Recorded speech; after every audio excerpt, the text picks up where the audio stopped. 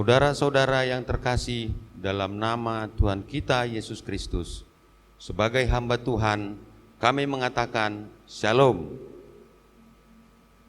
Damai sejahtera bagi kita semua, selamat hari Minggu. Bagi saudara-saudari kami yang baru kali ini mengikuti ibadah di gereja ini secara online, kami menyambut dengan sukacita dan kami mengatakan Shalom. Keikutsertaan saudara-saudari menambah sukacita bagi kita semua. Dalam permulaan ibadah ini, marilah kita mendengarkan warta jemaat tentang perjalanan pelayanan di jemaat ini dan juga rencana pelayanan yang akan dilakukan di gereja.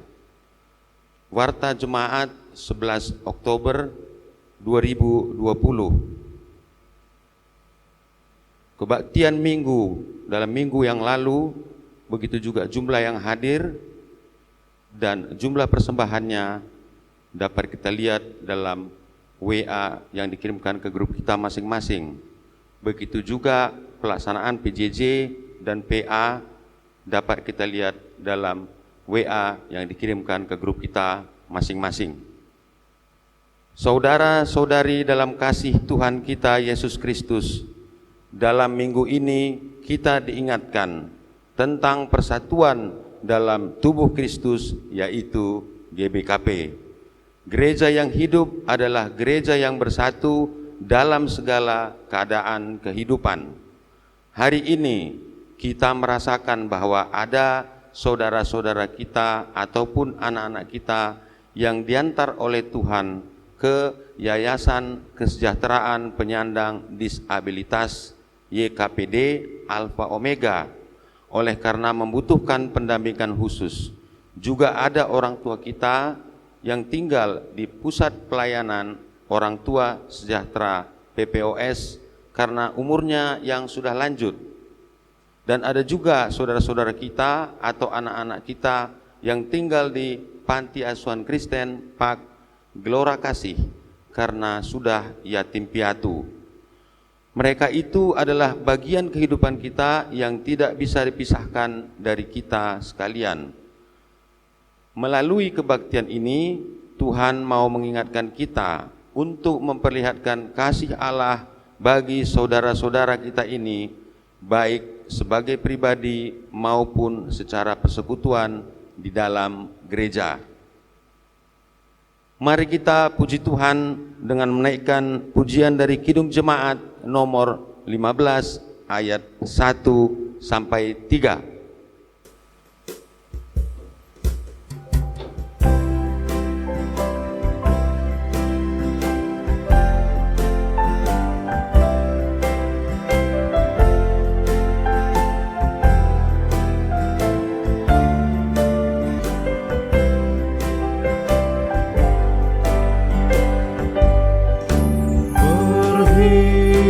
Semua menghadap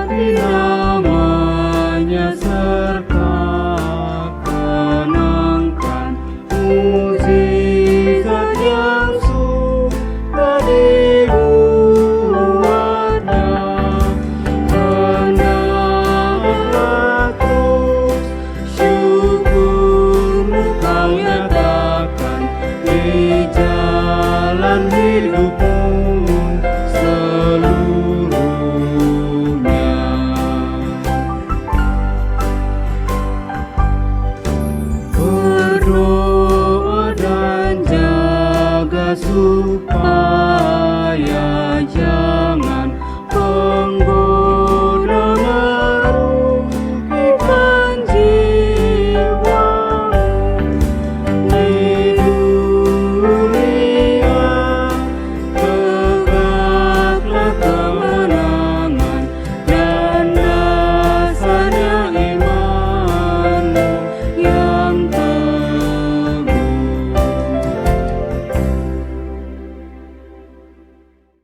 Di dalam nama Allah Bapa yang mengasihi semua manusia, di dalam nama Yesus Kristus yang datang memperlihatkan kasih kepada kita, dan di dalam nama Roh Kudus yang memampukan kita menyatakan kasih kepada saudara kita manusia.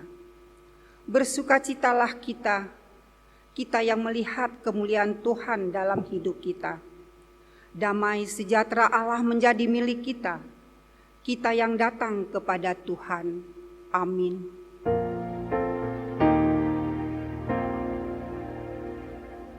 Amin.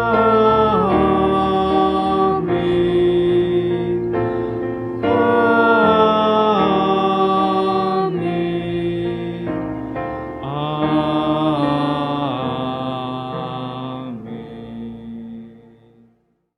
Berita tentang kehendak dan perbuatan Allah.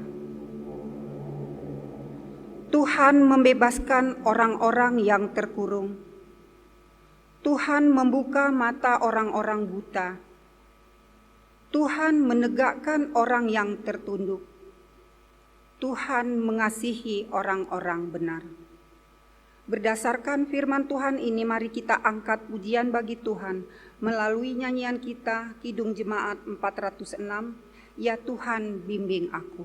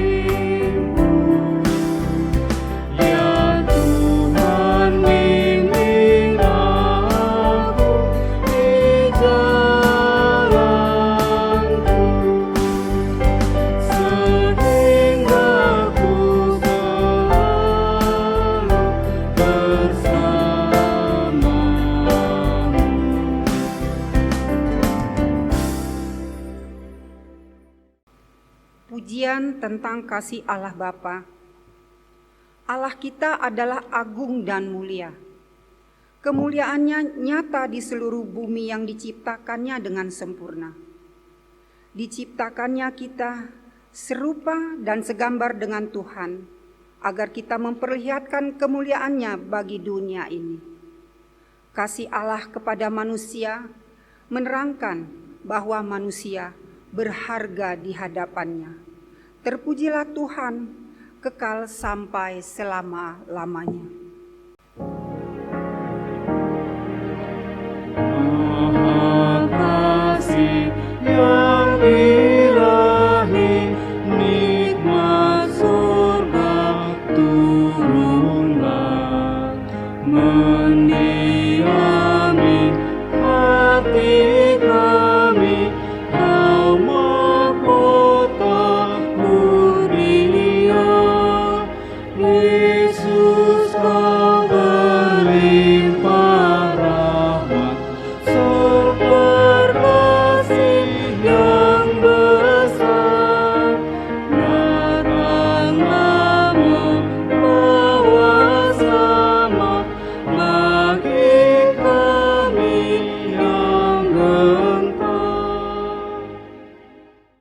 Kemuliaan Allah terlihat dalam perbuatan Kristus yang mengajari kita agar hidup mengasihi manusia di dalam berbagai penderitaan.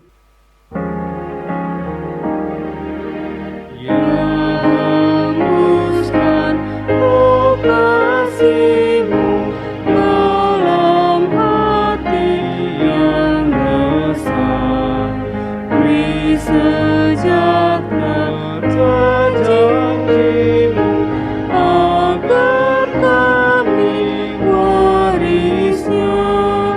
Yesus Alfa dan Omega, nafsu dosa jauhkanlah. Beri kami merdeka dalam Dikau selamanya. Allah setia kepada kita. Di dalam kasih-Nya Dia menghargai kita dengan mengikut sertakan kita di dalam pekerjaan-Nya yang mulia. Untuk itu marilah kita memuji Tuhan dengan menyanyikan Kidung Jemaat Batu Karang yang Teguh.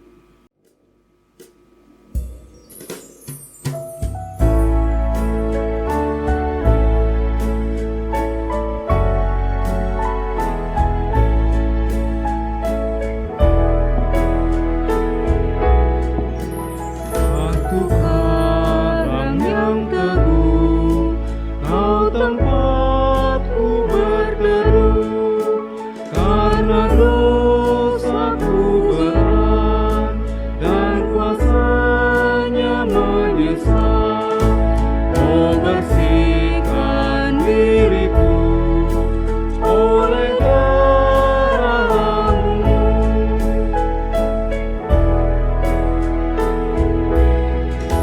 Walau aku berjerit dan menangis tak henti, apapun usahaku tak menghapus dosaku. Hanya oleh kurban-Mu Kau selamatkan diriku.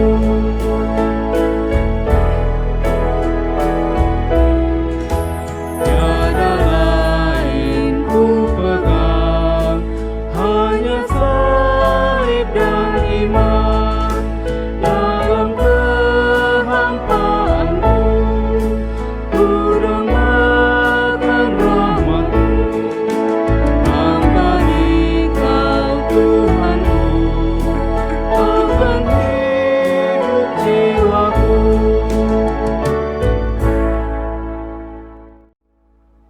Ketidaksanggupan manusia dalam memperhatikan kelemahan sesama manusia. Marilah kita merasakan kasih Allah yang telah memberikan kemuliaan bagi kita, yang telah menciptakan kita serupa dan segambar dengannya. Seringkali kita tidak merasakan bahwa kita berharga di hadapan Allah. Melalui saat teduh ini, marilah kita merasakan ketidaksanggupan kita memperhatikan saudara-saudara kita yang tinggal di Yayasan Kesejahteraan Penyandang Cacat Alfa Omega, Pusat Pelayanan Orang Tua Sejahtera, dan Panti Asuhan Kristen Gelora Kasih.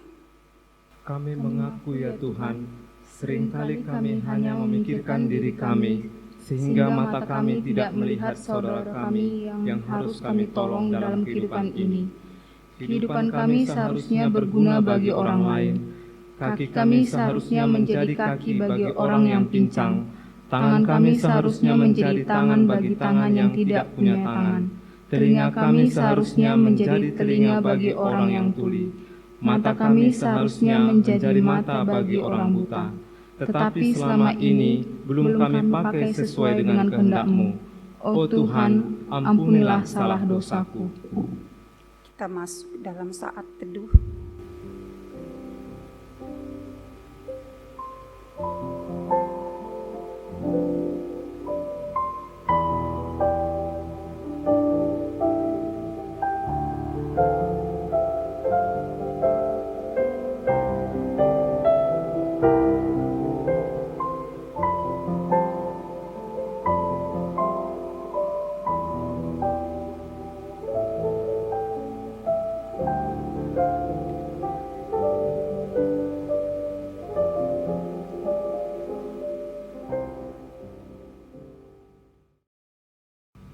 Tuhan melengkapi kita dengan hati dan pikiran, supaya kita membawa hati dan pikiran Kristus ke dalam kehidupan sesama manusia.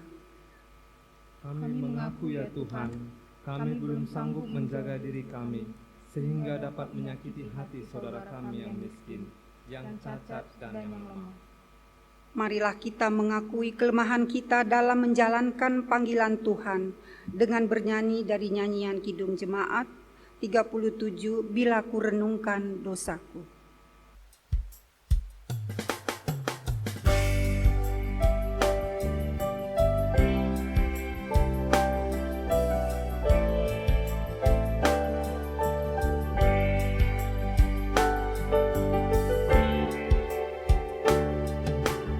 Bila ku renung dosaku padamu Tuhan,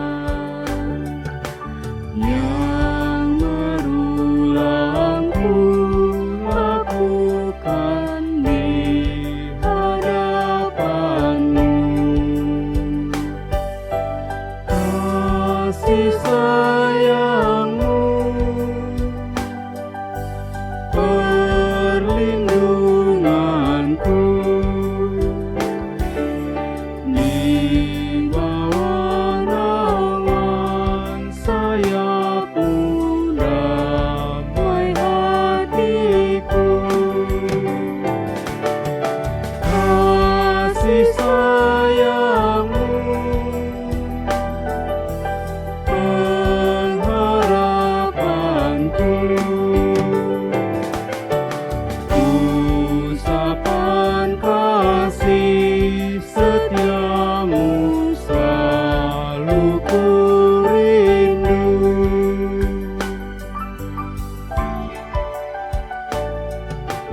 Rasa angkuh dan sombongku masih menggoda, iri hati dan benciku kadang menjelma. Kasih sayang-Mu perlindunganku, di bawah naungan sayap-Mu damai hatiku. Kasih sayang-Mu pengharapanku, usapan kasih setia-Mu selalu ku rindu. Kekuatan untuk melakukan firman Tuhan. Sebagai hamba Allah, aku menyampaikan firman-Nya kepada kita, agar mampu kita untuk bersekutu, bersaksi, dan melayani dalam kehidupan kita, firman-Nya. Karena Allah yang memberikan kepintaran kepada manusia, dengan murah hati yang penuh dengan kasih, kepada orang yang memperhatikan dan yang melakukan perintah Allah untuk merawat orang yang lemah.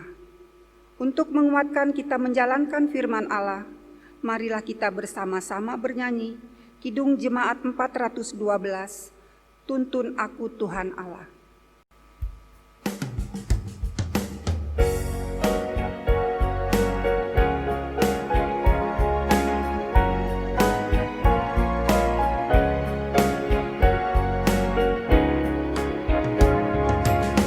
Tuntun aku Tuhan Allah lewat gurun dunia, Kau perkasa dan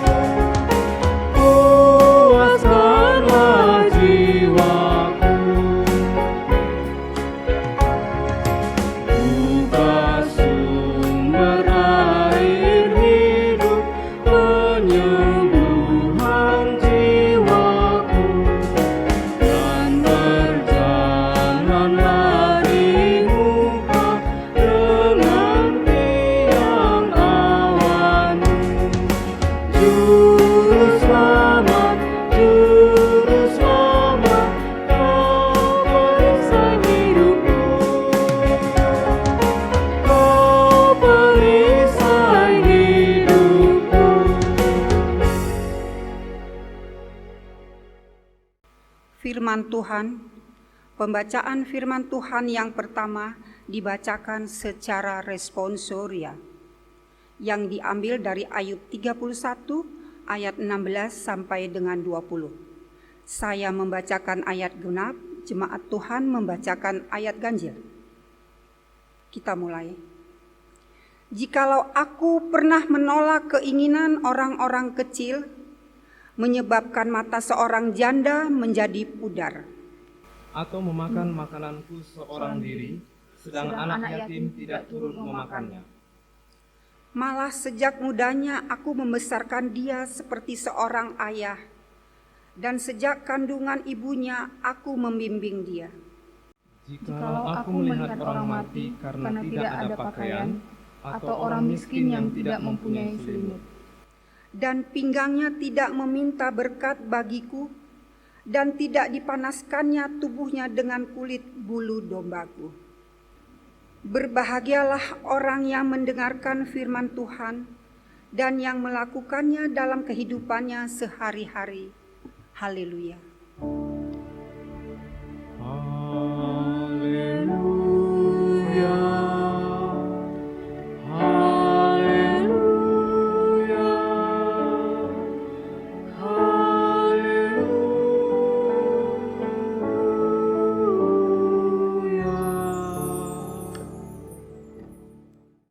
Marilah kita berdoa. Tuhan kami, Tuhan Yesus Kristus, firman yang hidup itu, tibalah saatnya bagi kami untuk mendengarkan firman Tuhan. Kami rindu Tuhan melawat, Tuhan menyapa kami, agar karena lawatan sapaan Tuhan kami mengalami pencerahan, kami mengalami lawatan Tuhan, sehingga kami semakin dimampukan untuk mempraktekkan kasih yang tulus, kasih yang ikhlas itu dalam hidup kami sehari-hari. Sementara firman Tuhan kami dengarkan, kami menolak dalam nama Tuhan Yesus ada gangguan-gangguan konsentrasi dari manapun itu. Dalam nama-Mu Tuhan Yesus kami berdoa. Amin. Saudara-saudari yang dikasihi Yesus Tuhan, firman Tuhan yang menyapa kita pada hari Minggu ini diambil dari 1 Petrus pasal 1 ayat yang ke-22 sampai yang ke-23. Demikian firman Tuhan. Karena kamu telah menyucikan dirimu oleh ketaatan kepada kebenaran, sehingga kamu dapat mengamalkan kasih persaudaraan yang tulus ikhlas. Hendaklah kamu bersungguh-sungguh saling mengasihi dengan segenap hatimu. Karena kamu telah dilahirkan kembali bukan dari benih yang fana, tetapi dari benih yang tidak fana, oleh firman Allah yang hidup dan yang kekal. Demikian firman Tuhan. Saudara-saudari yang dikasihi Yesus Tuhan, kalau kita tadi memperhatikan dalam ayat yang saya baca, ayat 22, 23, ada beberapa pertanyaan yang muncul. Pertama adalah, apakah yang dimaksud dengan kasih yang tulus ikhlas itu?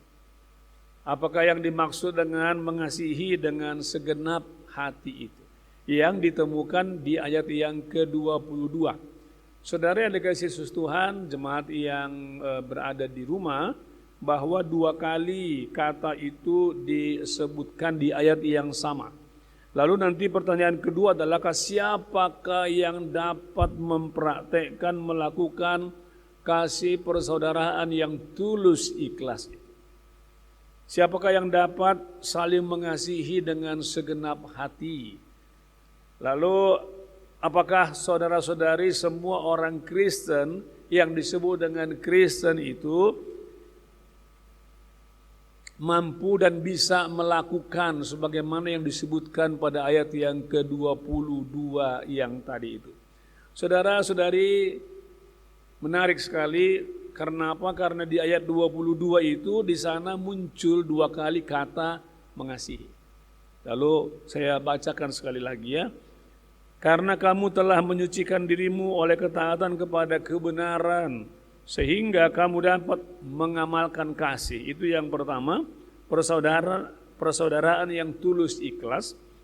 Lalu yang berikutnya, hendaklah kamu bersungguh-sungguh saling mengasihi dengan segenap hatimu. Saudara-saudari yang dikasihi Yesus Tuhan, dalam terjemahan Indonesia, kata yang digunakan serupa, yaitu kata kasih. Akan tetapi pembacaan dalam bahasa aslinya memperlihatkan bahwa kata yang digunakan itu berbeda. Di saling mengasihi yang pertama itu kata yang digunakan adalah Philadelphia. Berasal dari kata dasarnya adalah philia, artinya apa? Ini kasih reciprocity. Aku mengasihimu supaya kamu mengasihi aku. Aku memberi kepadamu supaya kamu memberi kepadaku pada suatu saat. Aku menolongmu supaya pada suatu saat engkau akan menolong saya. Dan saudara-saudari, saya punya pengalaman dengan rekan saya waktu studi dulu, bahwa ternyata bangsa yang cukup kuat dengan kasih filia ini adalah orang Jepang. Jepang itu kalau Anda memberikan sesuatu kepadanya, secepat mungkin dia akan membalasnya. Kalau Anda kasih gift sama dia pada hari ini, maka besok dia akan juga memberi gift kepadamu. Itu adalah kasih filia itu, saudara-saudari ya. Dan di Indonesia tentu sama-sama lah mungkin kita menyadari belum tentu seperti mereka ya. Karena apa? Karena sering juga kita mendengar orang-orang umat menggerutu kan. Menggerutu seperti apa? Memang dasar kamu tidak tahu diuntung, tidak tahu berterima kasih. Sudah pernah pun kau kubantu tapi malah berkhianat atau sok tidak kenal. Saudara-saudari, itu sering kita dengar. Lalu kemudian kata kasih yang kedua, itu kasih yang pertama itu filia. Lalu kata kasih yang kedua di ayat yang sama, saudara-saudari, dikatakan tadi, hendaklah kamu bersungguh-sungguh saling mengasihi dengan segenap hatimu. Nah, kata yang digunakan di sini, saudara-saudari, bukan lagi filia, tapi kasih yang berasal dari kata agape. Aku mengasihi karena aku sudah dikasihi Tuhan. Aku mengasihimu bukan untuk mendapatkan jasa, balas jasa. Dan dengan demikian saudara-saudari pesannya jelas bahwa kasih yang harus dipraktekkan oleh umat yang sudah ditebus harus di atas kasih yang umumnya dipraktekkan, itu kasih reciprocity. Pesan firman Tuhan kepada kita adalah kalau dunia ini mempraktekkan kasih reciprocity, aku mengasihimu supaya kau mengasihiku, hal yang biasa, normal di mana-mana terjadi. Kalau saudara-saudari membantu orang lain, tentu punya harapan. Kalau ada nanti susah, butuh bantuan, dia akan membantumu. Itu adalah kasih reciprocity yang sangat kuat di dunia ini. Tetapi kita diingatkan sebagai orang percaya yang sudah ditebus, saudara-saudari, kasih yang kita praktekkan itu di atasnya itu. Jadi kalau standar dunia adalah kasih reciprocity, standar umat yang disebut, yang sudah ditebus di atasnya itu. Di atas kasih filia. Itu kata kasih yang kedua. Di atas kasih yang reciprocity, di atas kasih yang mengharapkan balas jasa di kemudian hari. Masuk kategori kasih bukan untuk, tetapi kasih meskipun. Meskipun kau tidak mengasihiku nanti, aku tetap mengasihimu. Saudara-saudari, tentu bukan pekerjaan yang mudah, lagi gampang. Nah, kita masuk sekarang pada pertanyaan yang kedua, saudara-saudari, siapa yang dapat melakukannya? Siapa yang dapat mempraktekkan kasih yang meskipun itu? Bahwa meskipun nanti kamu tidak membalasnya kepada aku, meskipun kamu tidak menolong aku ketika aku mengalami kesulitan, tetapi aku tetap mengasihimu. Saudara yang dikasihi Yesus Tuhan, kita baca dulu ayat yang ke-18 dan 19. Karena jawabannya ditemukan di sana. Begini firman Tuhan.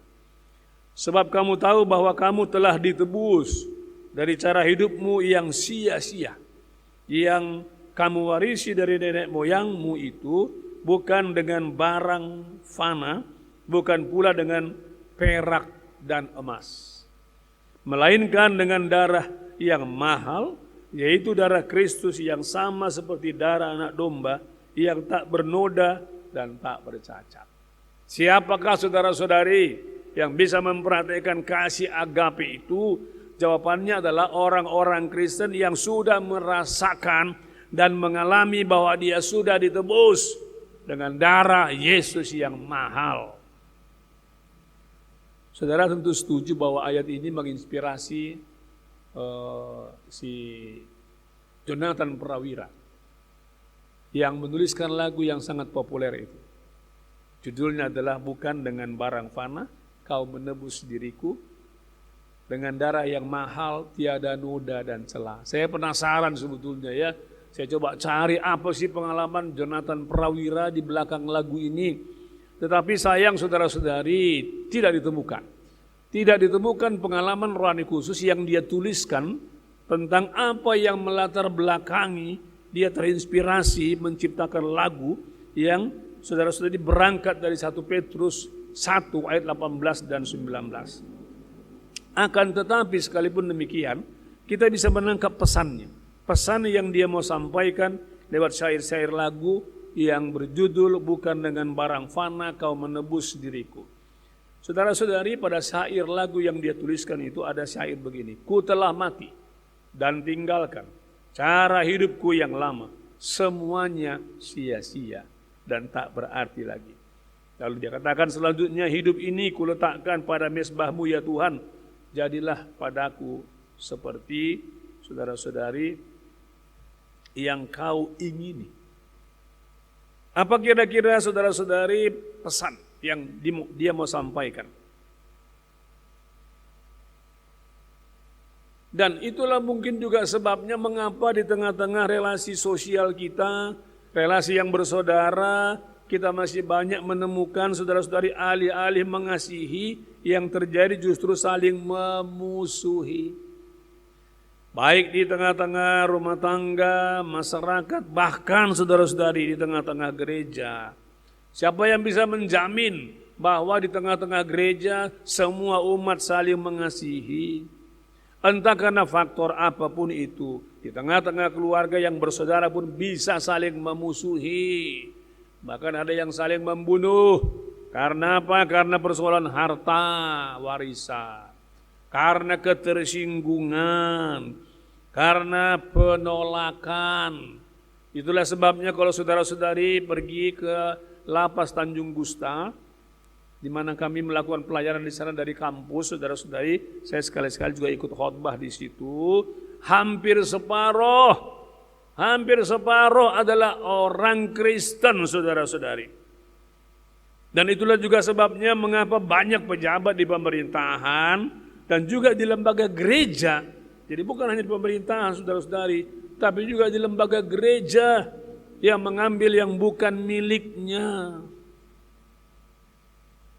Saudara yang dikasihi Yesus Tuhan, saya semenjak SMP sudah pindah ke Jakarta bersama orang tua.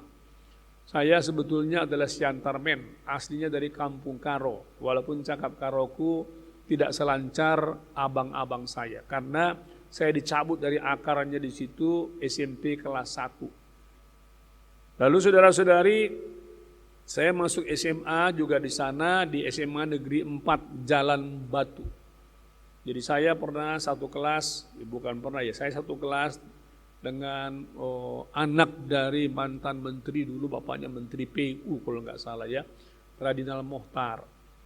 Saya beda jurusan dengan si Arion Hutagalung, pemilik Arion itu, saudara-saudari, saya IPA, dia IPS. Tapi dia sangat-sangat luar biasa mengorganisir kebaktian pagi untuk anak-anak SMA pada waktu itu. Tapi kami satu angkatan ya. Nah pada waktu saya SMA, ada hal yang sampai sekarang masih membekas dalam benak saya. Apa itu? Kami punya seorang guru agama yang bertato, orang Ambon. Dan ketika mulai bertemu saudara-saudari, dia bertanya kepada kami, menurut kalian saya ini pekerjaannya apakah? Dia tunjukkan tato dan lain sebagainya yang seram, saudara-saudari. Lalu kami katakan, wah bapak ini mungkin dulu adalah bekas penjahat. Lalu apa jawabannya, saudara-saudari? Dia katakan, benar, saya mantan pembunuh bayaran. Siapa yang saya bunuh tergantung dari bayaran untuk membunuh, tergantung dari siapa yang dibunuh. Kalau mudah bayarannya nggak terlalu mahal, tapi kalau susah bayarnya tinggi. Dulu saya pencuri, dulu saya perampok, pemerkosa, pelaku kekerasan kepada istri saya. Lalu kemudian karena kejahatannya dia ditangkap dan dimasukkan penjara. Puluhan tahun saudara-saudari di penjara itu ada pelayanan. Lalu kemudian di penjara itu lewat pelayanan itulah dia mengalami lawatan Tuhan. Kristenkah dia? Iya, Kristen dia. Di penjara itu saudara-saudari dia mengalami lawatan Tuhan. Dia tiba pada satu kesadaran baru bahwa dia sudah ditebus dengan darah yang mahal. Lalu kemudian dia bertobat, dan setelah dia bertobat saudara-saudari, dialah menjadi pendiri Lembaga Pelayanan Mahasiswa Indonesia untuk cabang Indonesia. Dia di atas generasi dari Pak Pendeta Nusremas. Beliaulah saudara-saudari guru saya, guru agama pada waktu itu. Dan lewat kesaksiannya dia mengatakan, enggak mungkin kita mengasihi Tuhan, enggak mungkin kita mengasihi sesama, enggak mungkin kita memberikan perhatian. Apakah kepada lembaga-lembaga diakoninya milik gereja GBKP. Enggak mungkin kita mengasihi istri kita, enggak mungkin mengasihi suami kita kalau kita belum mengalami seperti yang dia katakan dia alami sendiri saudara-saudari, merasakan mengalami Tuhan sudah menebus kita. Enggak mungkin sebelum tiba saudara-saudari pada pencerahan bahwa betul aku sudah ditebus, diselamatkan. Apakah dia bukan orang Kristen ketika menjadi pelaku itu? Dia orang Kristen. Sekian generasi dia sudah Kristen, saudara-saudari. Apakah orang Kristen otomatis mampu mengasihi dengan kasih agape? Jangankan kasih agape, kasih filia pun saudara-saudari belum tentu. Memang sih idealnya begitu, tapi realitanya mengatakan yang sebaliknya. Lalu pertanyaannya adalah di mana rahasianya? Di mana kuncinya? Kuncinya adalah sebagaimana yang disebutkan pada ayat 18-19, alami lawatan Tuhan, bahwa kita saudara-saudari memang sudah ditebus, sadari bahwa kita sudah ditebus dengan darah yang mahal. Buat saya enggak susah saudara-saudari memahami apa yang dikatakan firman Tuhan, baik ayat 18, 19, 22, 23. Karena apa? Karena itu pengalaman rohani keluarga kami. Bapak saya itu anak pendeta pertama di GKPS, Pendeta Jewis Marsaragi itu kakek saya. Saya mewarisi beberapa hal dari beliau. Dia seorang penulis yang luar biasa, puji Tuhan saya juga sudah mulai menulis beberapa buku saya. Dia pendeta, saya juga pendeta. Kemudian dia pernah menjadi, kalau di GBKP ketua moderamen, di kami itu Eforus, saya juga pernah satu periode saudara-saudari. Ya, saya juga mewarisi penyakit beliau. Kakek saya itu punya penyakit diabetes, tapi dia kena usia 60, saya kena usia 40 tahun. Walaupun banyak orang nggak percaya bahwa saya penderita diabetes. Karena saya disiplin saudara-saudari dalam apa, makan, minum, dan lain sebagainya. Saudara-saudari, bapak saya itu anak pendeta. Dan dia seorang pertua di GKPS Sudirman Pematang Siantar. Apakah otomatis karena dia anak pendeta, lalu dia seorang pertua, otomatis saudara-saudari dia mempraktikkan kasih ini, kasih agape ini, kasih filia ini? Bapak saya jatuh ke dalam dosa zina. Tahun 50-an dia sudah jatuh ke dosa zina. Lalu bapak saya baru bertobat saudara-saudari tahun 80. Bayangkan 30 tahun mama saya berdoa supaya bapak saya dilawat oleh Tuhan. Alih-alih dia mengasihi istrinya malah mengkhianatinya. Dan luar biasa mama saya walaupun pernah karena putus asa. Dia 2 kali, kalau nggak salah 3 kali coba untuk bunuh diri, tapi bisa kami selamatkan. Tahun 80 bapak saya bertobat. Saya menjadi penyaksinya itu saudara-saudari. Waktu dia pertua, ya mengasihi juga tapi tidak mengasihi istrinya, teman-temannya iya, tapi tidak sungguh-sungguh melayani Tuhan. Lalu tahun 80 dia bertobat, ternyata bapak saya mengaku dia orang yang punya kuasa gelap. Dia murid dari dukun yang paling top di Simalungun yang sudah meninggal dunia. Namanya Pangdam, Pangulu Damak. Bukan Pangdam yang di jalan apa itu ya, di jalan Binji saudara-saudari. Baru dia berubah total tahun 80-an ketika dia dilayani dan kemudian saudara-saudari di situ dia tiba pada sebuah kesadaran baru bahwa Tuhan sebetulnya sudah menebus dia dengan darah yang mahal. Lalu sejak saat itu bapak saya berubah total menjadi suami yang sangat bertanggung jawab, sangat mengasihi istri, dan Tuhan buka jalan bagi hidup ekonomi, dan dia memulai usaha rumah makan kecil-kecilan di Jakarta sampai sekarang sudah dinikmati oleh generasi yang keempat. Pesan saudara-saudari dari dua kesaksian di atas jelas bahwa hidup dalam ketaatan, mengasihi itu adalah buah dari pengalaman rohani atau buah dari kesadaran bahwa kita adalah umat yang sudah ditebus darah Kristus yang mahal. Itu adalah buah. Dari apa? Dari kita sudah ditebus, setelah ditebus kita hidup dalam ketaatan. Ketika kita menyadari kita sudah ditebus, tentu kita akan hidup baru. Saudara-saudari, lahir kembali itu yang disebutkan pada ayat 23. Karena kamu telah dilahirkan kembali. Mustahil saudara-saudari kita bisa mengasihi, apakah dengan kasih filia, apalagi kasih agape itu dengan tulus ikhlas, mustahil sebelum kita tiba pada sebuah kesadaran baru.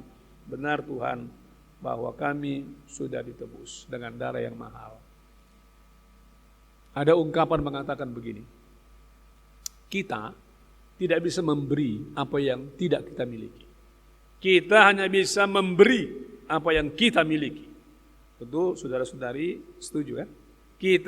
Saya hanya bisa memberi apa yang saya miliki. Saya, saudara tidak mungkin memberi apa yang saudara tidak miliki. Nah, saudara yang dikasihi Yesus Tuhan, kalau kita belum sungguh-sungguh mengalami, kalau kita belum sungguh-sungguh merasakan, kalau kita belum tiba pada sebuah kesadaran baru bahwa kita sudah ditebus, kalau kita nggak memiliki itu saudara-saudari, ya nggak mungkinlah kita bisa memberi apa yang tidak kita miliki. Kadang-kadang saudara-saudari kita sedih. Karena kadang-kadang kita berasumsi bahwa setiap orang Kristen pasti dimampukan untuk apa? Untuk memperhatikan kasih yang filia itu, yang agape itu. Padahal dalam kenyataannya tidak demikian. Kasih itu buahnya itu. Dan itu bukan kata benda, tapi kata kerja, action saudara-saudari. Dalam berbagai bentuknya. Termasuk yang saya katakan tadi, membantu, mensupport lembaga-lembaga diakoni gereja. Tidak mungkin kita bisa hidup dalam ketaatan, tidak mungkin kita bisa mengasihi dengan kasih agape, atau kasih meskipun itu, jangankan saudara-saudari mengasihi dengan kasih agape, kasih filia pun tidak mungkin. Sebelum apa? Sebelum kita mengalami dan tiba pada sebuah kesadaran baru bahwa benar Tuhan, Engkau sudah menebus kami dengan darah yang mahal itu. Menarik saudara-saudari, bukan hanya itu, bukannya tidak mampu mengasihi dengan kasih filia, kasih agape itu, tapi juga banyak umat Kristen Protestan yang tidak yakin dia kalau mati hari ini masuk surga. Sedih saudara-saudari. Beberapa kali saya survei hasilnya serupa. Dia nggak yakin kalau mati hari ini masuk surga. Dia nggak yakin saudara-saudari bahwa darah Yesus sudah tercurah untuk menebus dosanya. Baru-baru ini saya coba sekali lagi melakukan survei. Ada 47 respondennya. Saya tanya begini, saudara-saudari yang hadir di sini dalam sebuah pembinaan di desa, tolong dulu angkat tanganmu kalau Anda yakin kalau mati hari ini kau masuk surga. Saudara-saudari, tahukah Anda berapa orang yang angkat tangannya? Enggak lebih 5 orang. Silakan buat persentasenya. Berapa persen lah itu? Hanya 11% saudara-saudari yang yakin, sisanya tidak yakin. Sedih, kenapa demikian? Jangan-jangan karena belum tiba pada pengalaman rohani, belum tiba pada kesadaran baru bahwa mereka sudah ditebus dengan darah yang mahal itu. Itulah sebabnya saudara-saudari enggak yakin saudara-saudari. Saudara yang dikasihi Yesus Tuhan, itulah hasil survei yang saya lakukan. Sehingga dengan demikian, sebetulnya di mana sih akarnya? Agar kita menjadi pelaku-pelaku firman Tuhan, mengasihi dengan setulus, dengan tulus ikhlas, mengasihi dengan segenap hati, entah kepada siapapun itu? Jawabannya adalah ini, akarnya itu ada pada pengalaman rohani. Akarnya itu ada pada sebuah kesadaran baru bahwa kita sudah ditebus dengan darah yang mahal. Selama belum tiba di sana saudara-saudari, maka kita mengalami kesulitan. Itu akarnya. Dan buahnya adalah hidup dalam ketaatan. Sebagaimana tadi disebutkan pada ayat yang ke-22. Karena kamu telah menyucikan dirimu oleh ketaatan. Dan mengasihi dengan tulus ikhlas, mengasihi dengan segenap hati. Dan saudara-saudari, ini tugas gereja yang tidak mudah. Tidak mudah saudara-saudari. Tidak ada khotbah saudara-saudari yang ketika misalnya didengarkan oleh warga jemaat yang masih belum mampu mempraktekkan kasih filia, kasih agape itu otomatis. Saudara-saudari, kemudian dia berubah. Kadang-kadang dibutuhkan waktu untuk mengalami pengalaman rohani. Kadang-kadang dibutuhkan waktu untuk tiba pada sebuah kesadaran baru. Jemaat yang hadir, jemaat yang dilayani gereja enggak satu tipe saudara-saudari. Itulah sebabnya saya menggunakan dua kata tadi. Kata apa itu? Kata merasakan, mengalami, itu untuk warga jemaat yang tipenya bukan di sini. Tapi kalau tipe jemaat ada di sini, di logika dia butuh tiba pada sebuah pencerahan. Tanpa pencerahan saudara-saudari, tidak akan mungkin. Kita mengaminkan firman Tuhan tadi yang mengatakan, kita sudah ditebus dengan darah yang mahal. Saudara yang dikasihi Yesus, Tuhan mengakhiri khotbah ini. Tadi saya katakan bahwa saya penasaran dengan pengalaman lagu. Bukan dengan barang fana. Tapi saya mencari saudara-saudari gak ada pengalaman rohaninya. Tapi saya percaya dari syair yang dia sebutkan, dia pernah hidup dengan cara hidup yang lama. Yang mendukakan hati Tuhan. Yang saudara-saudari tidak mempraktekkan kasih sebagaimana disebutkan pada ayat 22 tadi itu ya. Lalu kemudian setelah itu dia pernah punya pengalaman rohani. Atau dia tiba pada sebuah kesadaran baru bahwa dia sudah ditebus. Dan setelah dia tiba di situ, setelah ada pengalaman rohani itu, karena jarang sekali saudara-saudari, ada sebuah lagu rohani yang dituliskan hanya untuk dijual. Biasanya kalau yang hanya untuk dijual itu enggak lama bertahan dan tidak menyentuh. Tapi biasanya lagu rohani itu dituliskan, diinspirasi, ada pengalaman khusus bersama dengan Tuhan. Makanya bisa bertahan sampai ribuan tahun. Lalu setelah itu saudara-saudari apa yang terjadi? Dia komit. Dia komit untuk meninggalkan semua itu, yaitu apa? Cara hidupnya yang lama. Untuk apa? Untuk dia serahkan kepada Tuhan. Sehingga genaplah apa yang firman Tuhan katakan. Genaplah apa yang firman Tuhan katakan dalam 2 Korintus, saudara-saudari, pasal yang ke-5, ayat yang ke-17. Demikian firman Tuhan. Jadi siapa yang ada di dalam Kristus, ia adalah ciptaan baru. Yang lama sudah berlalu, sesungguhnya yang baru sudah datang. Hanya yang sungguh-sungguh sudah tiba pada pengalaman rohani, kesadaran baru saudara-saudari. Kristus telah mati untuk menebus orang berdosa, lalu kemudian bisa mengklaim bahwa sungguh benar kami adalah ciptaan baru, buahnya saudara-saudari yang mengasihi, mempraktikkan kasih itu. Kita tunduk kepala, mari kita berdoa. Kami menyadari Tuhan Yesus, panggilan kami sebagai umat percaya untuk saling mengasihi. Karena Tuhan sudah lebih dahulu mengasihi kami. Namun kami juga sadar kami sering mengalami kegagalan. Dan kami sadar sekarang diingatkan firman Tuhan. Mengapa kami gagal? Karena Tuhan Yesus kami gagal belum tiba pada sebuah kesadaran yang baru.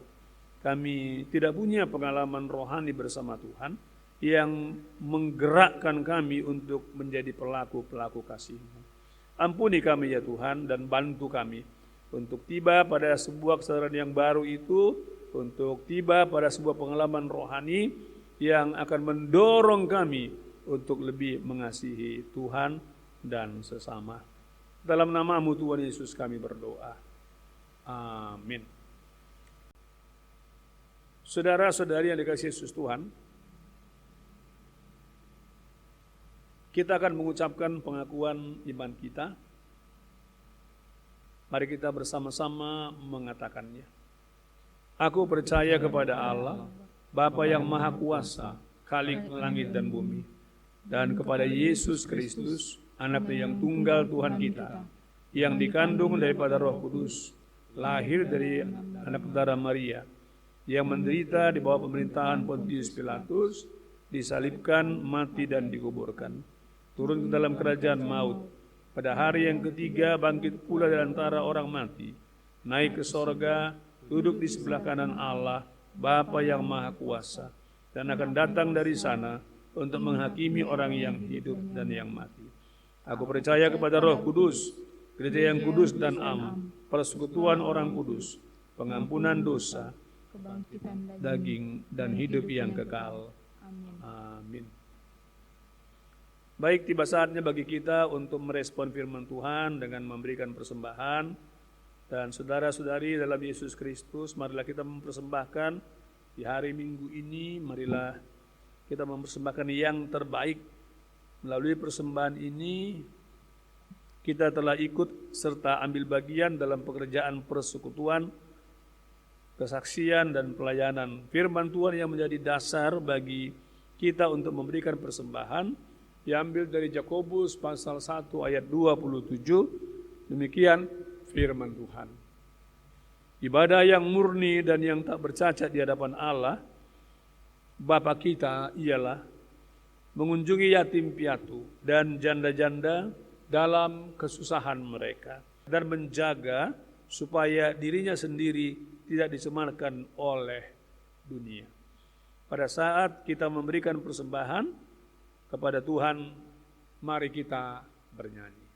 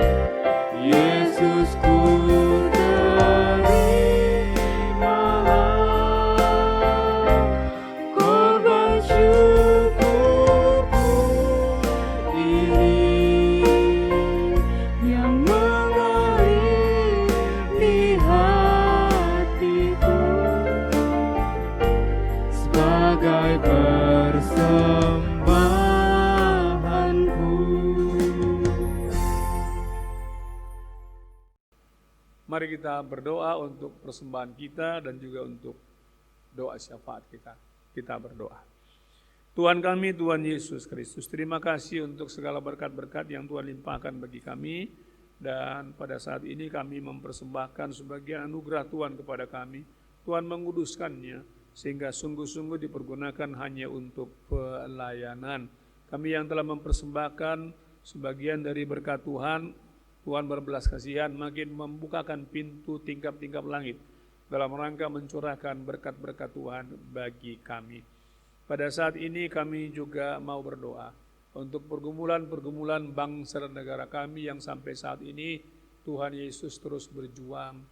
agar supaya bangsa kami ini tidak makin terpuruk, dunia ini tidak makin terpuruk karena COVID-19.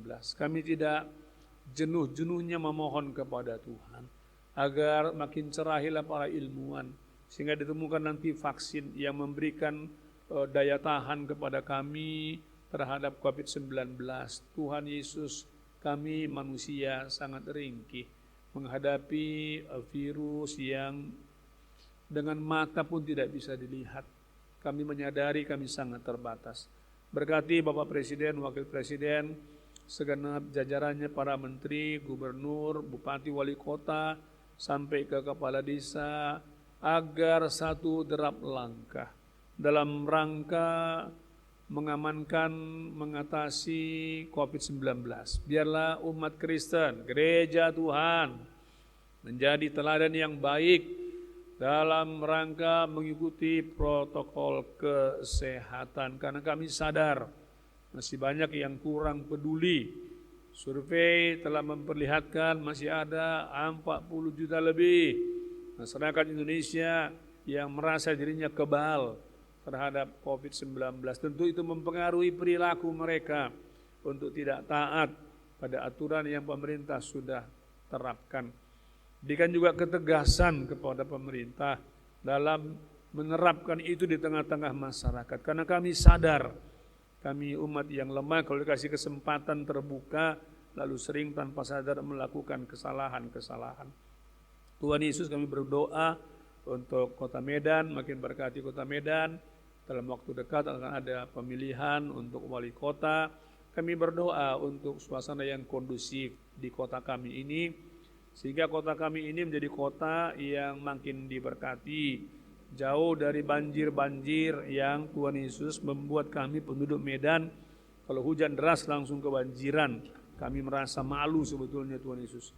Padahal dana itu banyak, karena itu biarlah Tuhan menolong para calon-calon ini kalau mereka nanti terpilih siapapun itu, sungguh-sungguh memperhatikan kota Medan ini. Juga tentu keamanannya. Kami berdoa bagi gereja Tuhan di sini dengan segala pergumulan yang ada. Baik untuk anak-anak Tuhan di gereja ini yang mungkin sedang sakit dan butuh pemulihan. Kami berdoa atas nama Ririn Boru Ginting yang saat ini dirawat di rumah sakit Advent.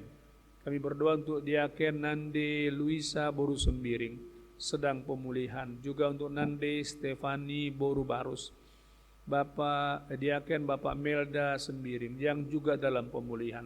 Tuhan tambahkan daya tahan tubuh mereka, apa yang dikonsumsi sungguh-sungguh menjadi berkat, membawa pemulihan kepada mereka. Kalau ada di antara kami yang saudara-saudaranya mengalami gangguan COVID-19, berikan pengharapan kepada mereka Tuhan Yesus. Kan dengan pengharapan itu bukan putus asa. Daya tahan tubuh mereka akan semakin meningkat ditambah dengan apa yang mereka makan, apa yang mereka konsumsi. Dan kami juga berdoa untuk Opung Doli Karen Barus yang kami mendapat informasi saat ini sedang dalam perawatan karena COVID-19. Agar Tuhan berbelas kasihan kepadanya. Berkati ya Tuhan, obat-obatan yang dikonsumsi, perawatan, isolasi yang dia alami agar tidak membuat dia semakin stres lagi. Karena kalau semakin stres maka daya tahan tubuh akan makin menurun dan itu bisa berdampak negatif. Kami berterima kasih untuk tim IT di sini yang merekam semua kegiatan pelayanan ini agar Tuhan makin memberkati mereka, juga singers dan para pelayan lainnya. Apapun yang dari pergumulan kami, ingatkan kami selalu untuk berlutut kepada Tuhan. Terlalu kecil bagi Tuhan, terlalu mudah bagi Tuhan untuk membuka jalan keluar atas apapun pergumulan kami. Yang kami juga sadar terkadang kami butuh waktu untuk lebih berserah lagi kepada Tuhan. Terima kasih Tuhan kami, Tuhan Yesus Kristus. Berkati juga pendeta Runggun di sini, keluarganya, seluruh pertua diaken semakin mengasihi lagi karena sudah tiba, karena sudah punya pengalaman rohani untuk mempraktekkan kasih Tuhan itu. Terima kasih Tuhan Yesus, dalam namamu kami berdoa. Amin. Saudara-saudari yang dikasihi Yesus Tuhan, tibalah kita kepada komitmen janji kepada Tuhan. Seperti Allah telah memelihara kita, membesarkan kita dengan kasih, bagaimanakah respon kita terhadap saudara kekasih kita yang tinggal di Yayasan Kesejahteraan Penyandang Cacat Alfa Omega. Kami berjanji ya Tuhan, turut mengambil bagian untuk memelihara saudara kami yang kami kasihi, yang tinggal di Yayasan Kesejahteraan Penyandang Cacat Alfa Omega. Sebagaimana Allah telah memelihara dan menuntun kehidupan orang tua kita, bagaimanakah respon kita terhadap orang tua kita yang tinggal di pusat pelayanan orang tua sejahtera? Kami berjanji ya Tuhan, bahwa kami mau memelihara, menopang orang tua kami dengan kekuatan dan kemampuan kami. Tuhan Allah seperti Bapa dan Ibu kepada anak yatim piatu.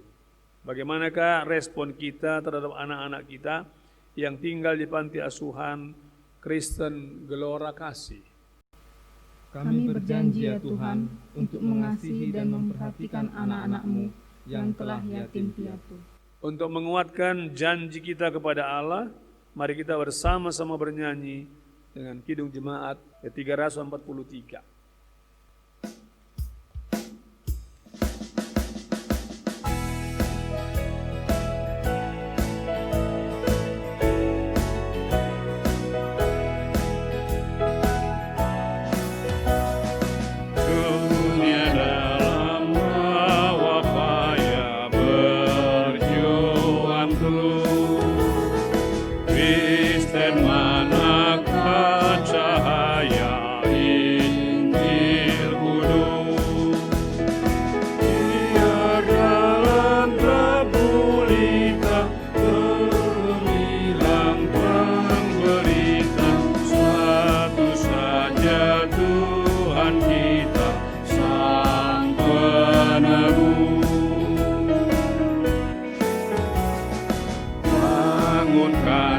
Persekutuan sidang jemaat dan kumpulkan domba Tuhan yang tersesat. Seru Sang berkuasa mempersatukan bahasa, sekalian kaum dan masa, jauh dan dekat. Marilah kita bersama-sama mengucapkan doa Bapa kami. Bapa kami yang di surga, dikuduskanlah namamu, datanglah kerajaan-Mu, jadilah kehendak-Mu di bumi seperti di sorga. Berikanlah kami pada hari ini makanan kami yang secukupnya, dan ampunilah kami akan kesalahan kami, seperti kami juga mengampuni orang yang bersalah kepada kami. Dan janganlah membawa kami ke dalam pencobaan, tetapi lepaskanlah kami daripada yang jahat, karena Engkau yang punya kerajaan, dan kuasa, dan kemuliaan sampai selama-lamanya. Amin. Masuklah dalam kehidupan kamu setiap hari, lakukanlah firman Tuhan yang kamu dengarkan hari ini. Jadilah alat Tuhan membawa kebaikan bagi dunia ini, untuk menguatkan kita, menguatkan kamu. Terimalah berkat dari Tuhan Allah. Allah sumber kasih karunia kiranya memperlengkapi kamu dengan segala yang baik untuk melakukan kehendak-Nya dan mengerjakan di dalam kamu apa yang berkenan kepadanya oleh Yesus Kristus. Bagi Dialah kemuliaan sampai selama-lamanya. Amin.